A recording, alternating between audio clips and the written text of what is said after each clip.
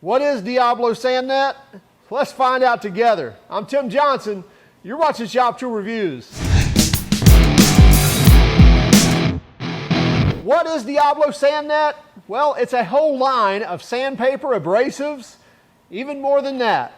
Let's dig in, let's take a look at what they have to offer and everything that came in this box.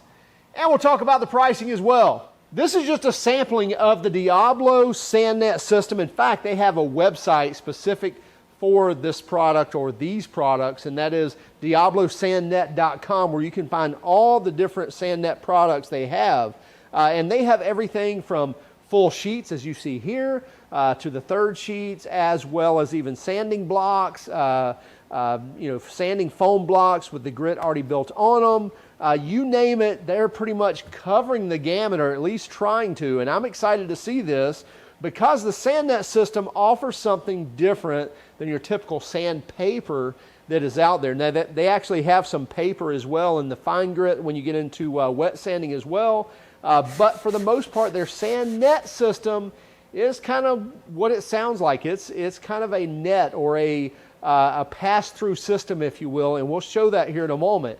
But aside from just the different sheets that they offer, as we mentioned, they have the different grit sanding sponges. As we see here, we have a 36 grit, a 60 grit, and even a 100 grit sponge that we can do, we can form that how we need to, so we can sand some contours and different things and use the side of this, or use the large side or the small side, what have you.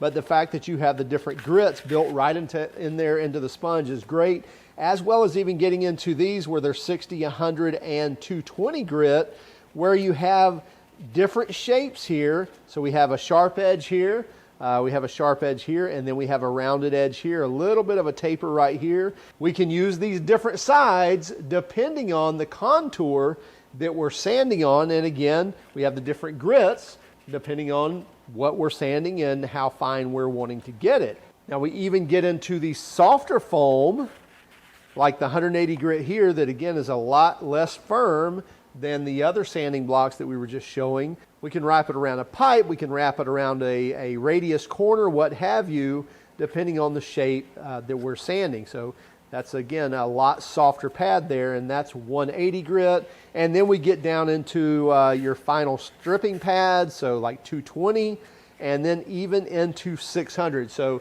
by the way, start to learn your colors as well. That'll tell you real quick. So you know that green's a little coarser cut than your gray, which is going to be your microfine or your 600.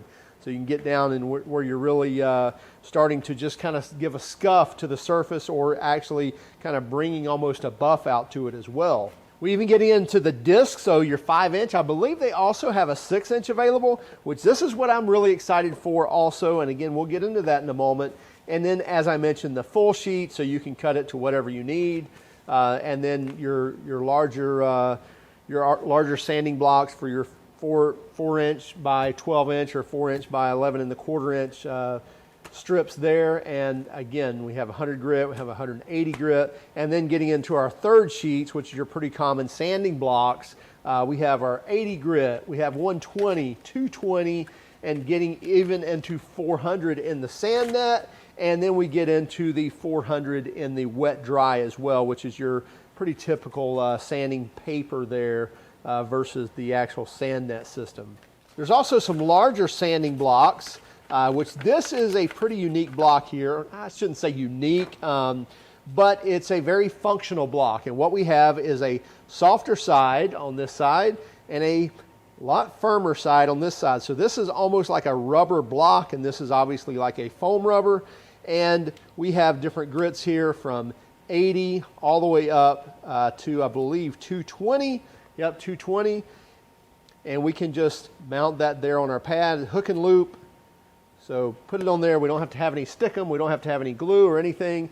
Now we can use this, and then when we're done, pull it off or work our way up from 80 up to 220 and getting ready for final prep or whatever we're doing, depending on what type of surface we're working on. And then we get into the even larger pad here. So if we're working a larger surface, Then we can use the same type system, so we have the soft side and the firm side, but just a larger pad. So if we're working a larger area, we can use that. So I'm going to go ahead and grab my 80 grit right here, and I'm going to put it on the firm side of this pad. And I'm going to move some of this stuff out of the way. And I'm going to grab this awesome sample here. You see I've got some Bondo or some body filler spread here. Not my best job at spreading filler, but I grabbed some old stuff and looks like some old hardener, and so it's a really goopy mess, but that's exactly what I wanted here. Now, what we would typically do, we'd take our sanding block or even probably our pneumatic hog sander, if you will, and just go at this thing with some 36 grit, but I've got some 80 grit on here, which is pretty typical sanding paper. So typically that's what we're going to go at it with, is some 36 and 40 or some 80 grit, and we're going to block this thing out or try to kind of rough it into shape, right? So whether this is drywall mud or whether it's Bondo like we see here, wood filler, what have you, same idea. And what's going to happen after a little bit of sanding, especially if this stuff hadn't set up yet, and that's how we're typically attacking it, right? We're not waiting. And what we're going to get is we're going to have our sandpaper starting to fill up. And that's going to fill up, and we can either pick that out or we'll take our air hose, right, and we'll blow this out. And we'll get most of it out, but the more we use it, the more residual will start building up, just like that, where the heat and everything else is getting that paper to clog up. And the more we sand, the less we can actually work at because it's clogging our paper. And once our paper clogs, we're not cutting anymore. So now I've got my sanding block with my sand net.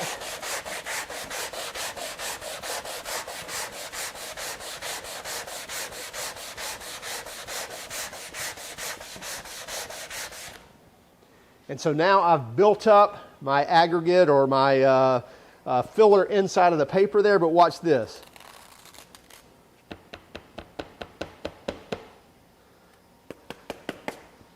Now that's all gone. Got a little bit of residual there. So I can blow all my residual out of that paper because it's very porous. And it just passes right through, and I can go back to sanding. And so that's going to give me a longer life of sanding with that sand net. It's also going to provide a place for that to go and then easily unclog with really out much effort whatsoever. So I'm excited to see this. I can see this being applied not only in construction and in building homes and painters, but also getting into body work and working body panels and that sort of thing.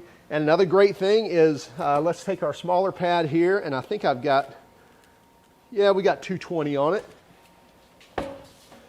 So if I've got a body panel here, and I know this thing's beat up, we've cut it off of a truck, but basically what we have, and I'm going to go to my softer side here, we've got different contours here. If we were really wanting to work this thing out, putting a firm pad on here or a piece of wood under it, we're never going to get in those areas, whereas if we're, got a softer pad and we can work those contours and actually get that pad to form to what we're working on. And a lot of times, we may be cutting some specific wood or actually making some type of contour device out of some body filler, using some different foam pads to be able to make those contours. So to have that ability built right into my block is really nice, to just be able to flip that over. I can block out with with my firm side if I've got a nice straight panel, or for something more rounded, I can put over to my soft side and work some different panels out as well. So pretty cool system. Now most of the stuff you're seeing here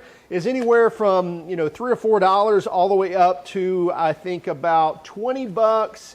If I'm not mistaken, I think this set of 5 full sheets is like $20. I believe you can get the discs. You can get a 60-pack disc set for $30, so about 50 cents a piece. But again, you're going to get some longer life out of this, and we'll be doing some more testing on that. And I really want to see if I can get some 6-inch in this. And I'm going to do some body filler testing and even working some different body panels, and to see how long those last.